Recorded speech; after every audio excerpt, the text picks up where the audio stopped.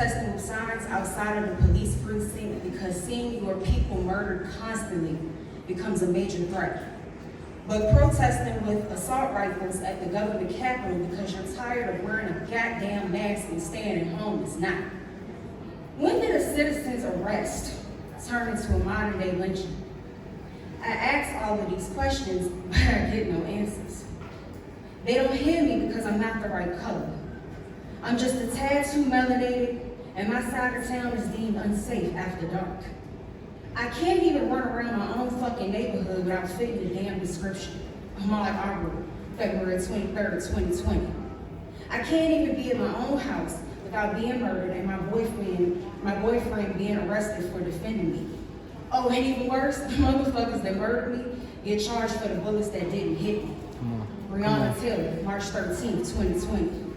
They chase me, shoot me down, and then make jokes over my dead body, saying it's gonna be a closed casket. May 7th, 2020, Sean Reed. I can't even bird watch in Central Park and ask a fellow patron to please put their dog on a leash, as the rules state, without the police being called on me. May 25th, 2020, Christian Cooper.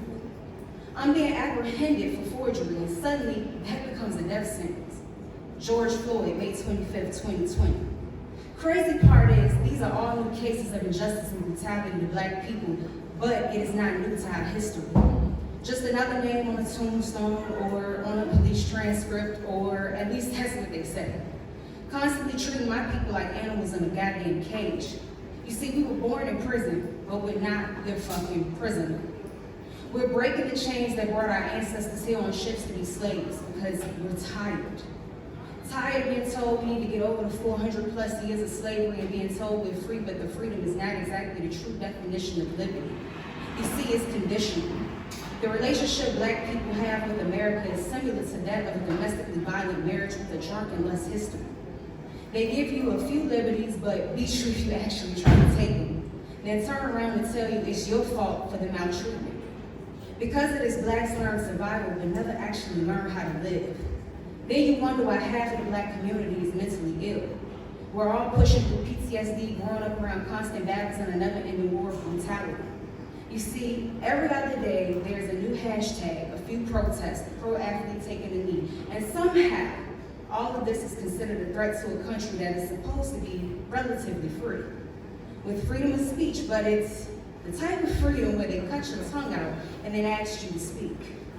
Making a country great again that was never actually great in the first place has to be some form of insanity. Making a country great again that was never actually great in the first place has to be some form of insanity. It's time we as Black people define our own terms, and maybe these motherfuckers will be forced to learn. But what do I know? I'm just a little Black girl who grew up living in this bullshit my entire life.